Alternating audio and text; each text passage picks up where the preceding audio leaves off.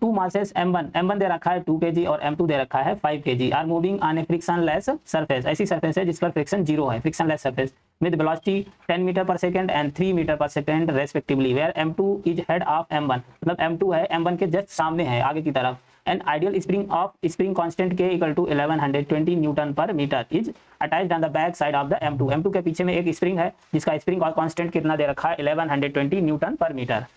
The maximum compression in the spring, मतलब जो spring में है, जब ये मतलब पीछे वाला ब्लॉक है बड़े मतलब 5 kg वाले से टकराएगा तो ये स्प्रिंग कंप्रेस करेगा। अब मान लो कि वो स्प्रिंग x कंप्रेस कर गया तो हमें x की वैल्यू कैलकुलेट करनी है। अब ये x की वैल्यू कैसे कैलकुलेट करेंगे इस पर बात करते हैं। x की वैल्यू कैसे कैलकुलेट की जाएगी इसके बारे में बात करते हैं। तो हम इसमें क्या करते हैं कि जो ये जब टकरा जाएगा, मतलब ये वाला ब्लॉक है, इससे जब टकराएगा तो इन दोनों की वेलोसिटी कॉमन हो जाएगी, क्योंकि ये वेलोसिटी ये क्या है 10 मीटर पर सेकंड है और ये 3 मीटर पर सेकंड है, क्योंकि टकराएगा तो क्योंकि इसकी वेलोसिटी कम है और इसकी ज़्यादा है, तो ज़्यादा वाला तेज चलेगा तो वो टकराएगा और टकराएगा तो ये स्प्रिंग कंप्रेस करेगा। उसके बाद में ये कॉमन वेलोसिटी से मूव करने लगेंगे, कंप्रेस करेंगे तो कॉमन वेलोसिटी से क्या करेगा, मूव करने लगेगा। तो यहाँ से सबसे पहले क्या करते हैं, मोमेंटम को कंजर्व कर लेते हैं। इसमें क्या होगा, मोमेंटम कंजर्व रहेगा, मतलब हम लिख सकते हैं initial momentum equal to final momentum.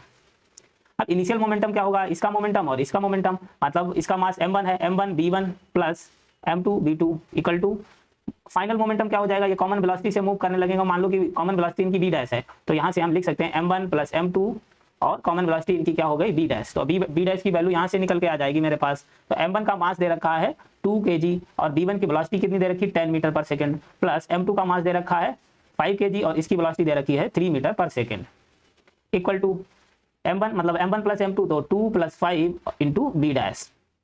तो यहाँ से b डैश की वैल्यू कैलकुलेट कितना हो जाएगा 20, ये हो गया 15 और ये कितना हो गया 7 b डैश। तो b डैश इक्वल टू आ जाएगा 35 डिवाइडेड बाई 7, मतलब b डैश की वैल्यू हमारे पास आ गई 5 मीटर पर सेकेंड।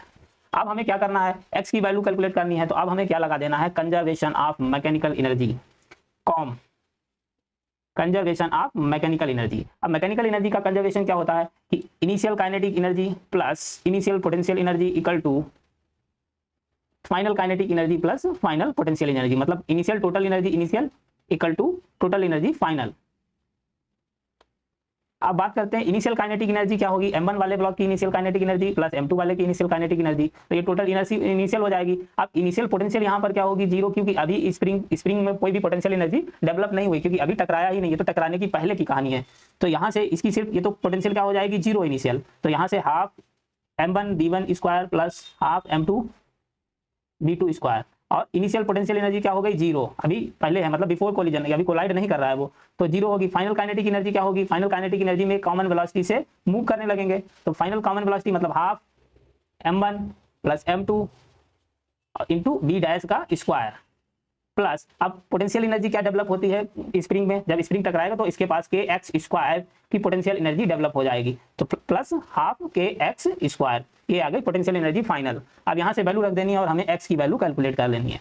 तो ये क्या हो गया, हाफ m1 कितना 2 है और b1 कितना है 10 है, तो 10 का स्क्वायर करोगे 100 हो जाएगा, प्लस हाफ m2 कितना है 5 और b2 की वैल्यू कितनी 3 मीटर पर सेकंड, इसका स्क्वायर करोगे मतलब 9 हो जाएगा, इक्वल टू हाफ m1 कितना है 2 और m2 कितना है 5, b डैश कितना आया है 5, 5 का स्क्वायर करोगे 25 हो जाएगा, प्लस हाफ और के जो स्प्रिंग कांस्टेंट की वैल्यू दे रखी है वो 1120 दे रखी है इंटू एक्स स्क्वायर। उसके बाद में हम बात करते हैं, अगर हमें x की वैल्यू कैलकुलेट करनी है तो यहाँ से देखो हाफ हाफ कॉमन लोगे तो ये हो जाएगा कैंसिल।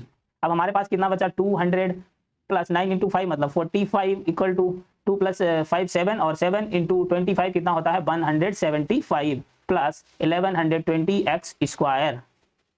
तो इधर कितना हो जाएगा, ये आएगा 200 रहेगा, तो इधर कितना हो जाएगा 200 प्लस 45, तो इधर आ जाएगा ये 1120 एक्स स्क्वायर इक्वल टू लिख सकते हैं 245 माइनस 175, तो यहाँ से कितना बचेगा 70, 1120 एक्स स्क्वायर इक्वल टू 70, यहाँ से एक्स स्क्वायर इक्वल टू कितना आ जाएगा 70 डिवाइडेड बाई 1120, जीरो से जीरो कैंसिल हो गया, ये 7 बन जा 7 या 4 बचा, इधर कितना हो जाएगा 42, मतलब 7 6 का कितना होता है 42, तो ये आ गया 1/16, और उसको बाद में 1/16 है तो इसका स्क्वायर हटाओगे इधर रूट चला जाएगा, मतलब x की वैल्यू कितनी आ जाएगी 1/4, 1/4 का मतलब 0.25 मीटर। तो हमारा आंसर क्या आ गया 0.25 मीटर।